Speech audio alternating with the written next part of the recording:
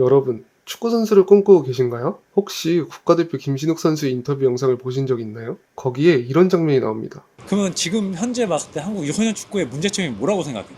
가장 큰 문제점은 잘못된 축구를 가르치고 있는 유소년 팀이 생각보다 너무 많아요. 첫 번째로는요, 유소년 선수반 감독들은요 거의 부모들에게는 신과 같은 존재예요. 왕이에요. 그 이해하시죠? 그 얘기가 무슨 얘기인지? 그치. 왜냐면은 진학이 걸려있고 경기를 뛰어야 하기 때문에 그러면은 그 권력을 이용해서 많은 것을 받으면서 자기를 위한 축구를 경기장에서 진행해요. 내가 성적을 내기 위해서, 우승해서 내가 인정받기 위해서 또 내가 해보고 싶은 전술을 아이들을 맞춰 끼우는 거예요.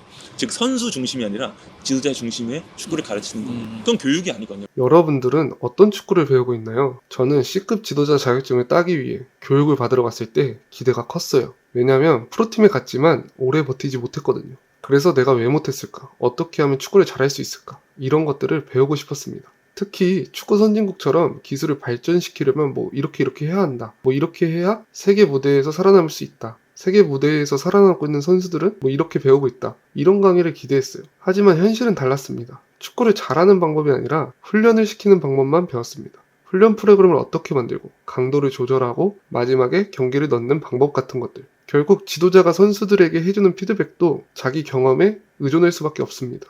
예를 들어서 제가 감독이 됐다고 했을 때 이런 거죠. 나는 티키타카 스타일을 좋아해. 그러니까 너네들 드리블하지 말고 패스해 라고 하면서 드리블보다는 패스를 강조하게 되는 겁니다. 이렇게 했을 때 문제는 뭘까요? 만약 제가 뒤처진 축구를 배웠다면 아이들에게도 뒤처진 축구를 가르칠 가능성이 큽니다. 뒤처진 훈련, 뒤처진 경기 스타일, 뒤처진 피드백을 계속 반복할 수도 있는 거죠. 프로팀에 간다는 건 정말 좁은 문을 통과해야 되는 과정이에요. 그 안에서도 살아남으려면 더 치열한 전쟁을 매년 버텨야 합니다. 그래서 아이들은 성장 속도는 느려도 좁은 문을 향해 가는 방향과 전쟁에서 언젠가 이길 수 있는 배움을 항상 받아야 합니다. 재능이 뛰어난 선수는 한 가지를 알려줘도 10가지를 스스로 터득하고 좋은 축구 선수로 거듭날 수 있습니다. 하지만 평범한 선수는 스스로 헤쳐나가는 방법밖에 없습니다. 그렇다면 평범한 선수는 어떻게 이 좁은 문을 뚫고 프로에 갈 수 있을까요? 평범한 선수는 프로 선수를 해킹해야 합니다. 무슨 말인지 모르시겠죠? 그럼 처음에 나온 김신욱 선수의 인터뷰를 잠시 보고 올까요? 또 하나의 한국 축구 지금 유소년의 문제점은 전술 위주의 축구를 어렸을 때부터 가르쳐요. 그러면은 프로에서는 결과적으로 굿 플레이어는 너무 많은데 원앤 온리가 없어. 그 사람만 할 수 있는 축구들이 있잖아요. 김시둑이 할 수 있는 축구 때문에 전 살아남은 거고, 하성민 하면은 딱 거친 수비형 미드필더에서 거친 축구.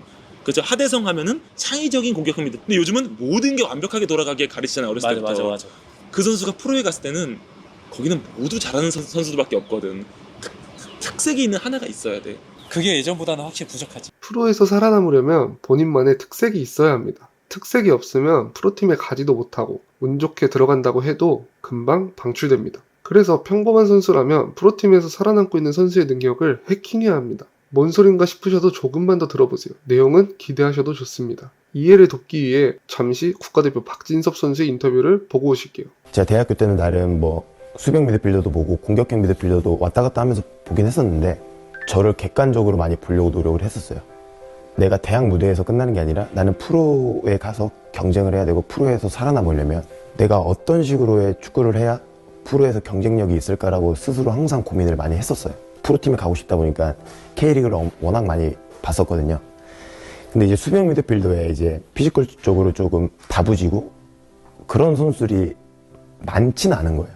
그러면 내가 수비형 미드필더로 포지션을 변경을 하면 스스로 좀 장점 아닌 장점이라고 생각할 수 있는 게 신체적인 피지컬적인 부분이라든지 이 부분에 뭔가 좀 특화되면 좀 경쟁력을 갖출 수 있지 않을까? 이제 감이 오시나요? 먼저 본인을 객관화해야 합니다. 내가 어떤 선수인지 명확히 아는 게 중요합니다. 사실 대부분의 선수들은 어느 정도 본인을 알고 있어요. 예를 들어서 나는 키가 작고 빠른 스타일이야. 나는 키가 크고 느려. 이 정도는 누구나 파악하고 있습니다. 하지만 여기서 끝나면 안 돼요. 나와 비슷한 프로 선수를 찾아야 합니다. 내가 키가 작고 빠르다고 하면 프로팀에서 나랑 비슷한 조건인데 살아남고 있는 선수를 찾아야 합니다. 예를 들어서 키가 작고 빠르지만 킥이 좋고 세트피스를 잘하는 선수일 수도 있고 키가 작고 빠르지만 경기 운영을 잘해서 장점만 보이게 플레이하는 선수일 수도 있습니다. 이렇게 내가 없는 능력이 분명히 있을 거예요. 그리고 그 능력이 그 선수를 프로에서 살아남게 만든 핵심입니다. 이렇게 해킹할 선수를 찾았다면 그 선수가 가진 능력을 내 것으로 만드는 과정이 필요합니다. 꼭 한국 선수가 아니어도 됩니다.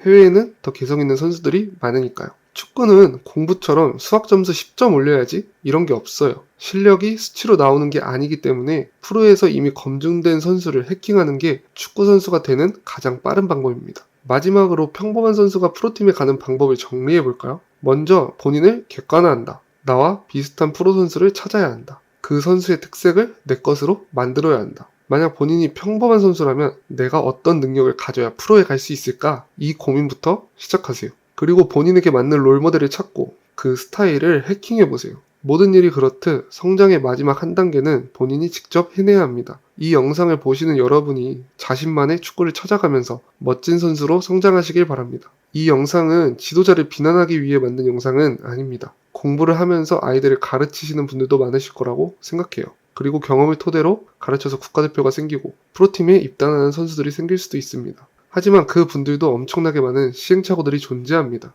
그리고 아무래도 개인 스포츠가 아닌 축구는 팀 스포츠이기 때문에 당연히 팀을 더 우선적으로 두기 때문에 저는 개인을 위한 영상을 만들었으니 오해는 없으시길 바랍니다. 오늘 영상이 도움이 되셨다면 구독과 좋아요 부탁드리겠습니다. 다음 영상에서 더 유익한 이야기로 찾아뵙겠습니다. 감사합니다.